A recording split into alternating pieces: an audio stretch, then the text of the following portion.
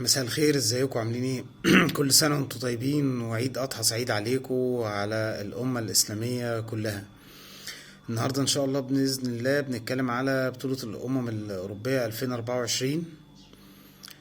ما اتكلمناش عليها ولا عملنا فيديو من ساعة ما ابتدت. خليني يعني هبتدي من الأول. ماتش الافتتاح كان يوم الجمعة، كان بين ألمانيا واسكتلندا. طبعا قبل ما انسى، لايكات ونفعل الجرس ونعمل سبسكرايب عشان نقدر نكمل في الفيديوهات ونقدر القناة تستمر. ما تنسوش لايكات وفعلوا الجرس عشان اي جديد ينزل لكم، ونعمل سبسكرايب. نتكلم بقى على ماتش الافتتاح. كان ألمانيا واسكتلندا. ألمانيا فازت طبعا 5-1. ماتش من اتجاه واحد. اسكتلندا فريق ضعيف بصراحة، ما فيهوش حد، ما فيهوش لعيبة. يعني يمكن غير روبرتسون، هو لاعب ليفربول، هو ده اشهر حاجة. غير كده بصراحة فريق ضعيف، ما قدرش يعمل اي حاجة في الماتش. المانيا مسيطرة من اول دقيقة لاخر دقيقة، بتعرف تنقل الكورة، عارفة تضغط على طول. الجون الاول في التاني، خلصوا الماتش بسرعة. المهم قدروا ان هم يكسبوا 5-1. المجموعة دي فيها المانيا واسكتلندا وسويسرا والمجر. سويسرا والمجر لعبوا تاني يوم. سويسرا فازت 3-1. سويسرا فريق كويس، في لعيبة كويسة جدا جدا جدا. متهيالي ان سويسرا هتقدر تصعد تاني مع المانيا. والمجر واسكتلندا، احساسي ان البطولة دي، المجموعة دي ما فيهاش فريق هيصعد تالت، هيبقى المانيا وسويسرا بس. ألمانيا فازت 5-1. سويسرا فازت على المجر 3-1. المجر فريق ضعيف، اسكتلندا فريق ضعيف. هيصعد من المجموعة دي ألمانيا وسويسرا، ومش هيصعد حد تالت في المجموعة دي غالبا يعني. نخش على المجموعة التانية. اتلعبت امبارح، كان اسبانيا وكرواتيا وايطاليا والبانيا. خلينا نبتدي باسبانيا وكرواتيا. اسبانيا بصراحة فريق قوي جدا، فريق مرشح ان هو ياخد البطولة. فريق بيعرف يضغط من قدام، بيعرف يستحوذ على الكورة، بيخلص، عنده مراته في الهجوم برضو بيخلص.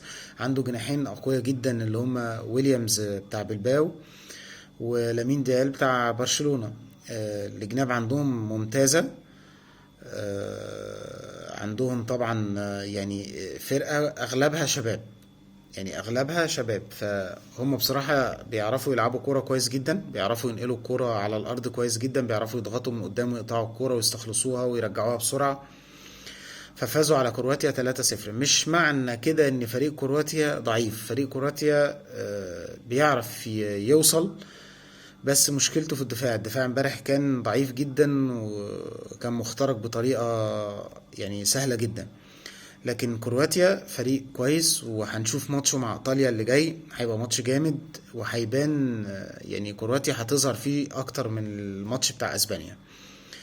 الماتش التاني كان ايطاليا والبانيا. ايطاليا فازت 2-1. فريق ايطاليا بصراحه بيلعب كره حلوه، بيلعب كره مع سباليتي حلوه جدا جدا جدا. من زمان ما شفناش ايطاليا، او ما بنشوفش ايطاليا بتلعب كره على الارض وهات وخد وسلم وتلعب باستحواذ. بيباصي كتير جدا، بيعتمد على الاستحواذ.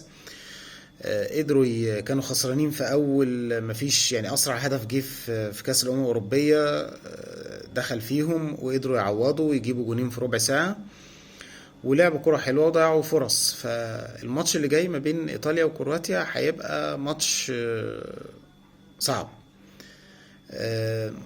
ترشيحات من المجموعة دي، اسبانيا طبعا، والتاني هيبقى يعني يا ايطاليا يا كرواتيا، بس هو غالبا هيبقى ايطاليا. كرواتيا تصعد تالت، فالمجموعة دي هيصعد منها تلاتة. فان شاء الله باذن الله الماتش اللي جاي بين ايطاليا وكرواتيا ده هيبقى ماتش جامد، لان اسبانيا والبانيا، اسبانيا طبعا اكيد اكيد هتكسب. ف يعني ان شاء الله بنتوقع المجموعة دي ان يصعد منها 3 فرق. المجموعة التالتة اتلعب منها ماتش النهاردة من شوية، كان هولندا وبولندا. كان ماتش حلو قوي. هولندا برضو بصراحة قدمت كورة حلوة جدا مع كومان. فريق بيعرف يستحوذ، فريق ممتاز بصراحة، بيضغط من قدام، عنده دفاع قوي، عنده جون كويس، فيرخون. عنده فان دايك، وعنده اكي في الدفاع برضو، لاعبين اقوياء. عنده ريندرز في وسط الملعب، لاعب ميلان، لعيب ممتاز جدا. وعنده قدام طبعا جاكبو وديباي وفيك هورست اللي نزل جاب الجون ده، نزل في اخر 10 دقايق وجاب الجون في الدقيقة 85 وفازوا 2-1 هولندا.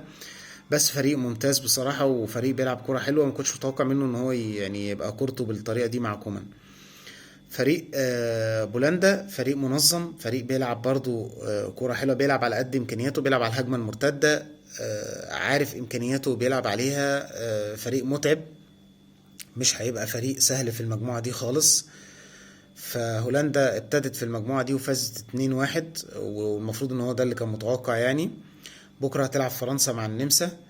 غالبا المجموعة دي هيصعد منها فرنسا وهولندا، او هولندا وفرنسا، بس يعني ايه، هنقول فرنسا الاول، فرنسا وهولندا، وغالبا هيصعد منها تالت يا النمسا يا بولندا. الماتش بتاعهم ده هو اللي هيحدد، لان الفرقتين كويسين بصراحة. انا كنت بقول النمسا قوية، فريق قوي، ولكن بولندا بعد ماتش النهاردة ظهر برضو ان هو بصراحة فريق قوي جدا برضو، يعني فريق منظم، وخصوصا لما يرجع لهم ليفاندوفسكي هيفرق معاهم برضو في الهجوم، هيستغل الفرص.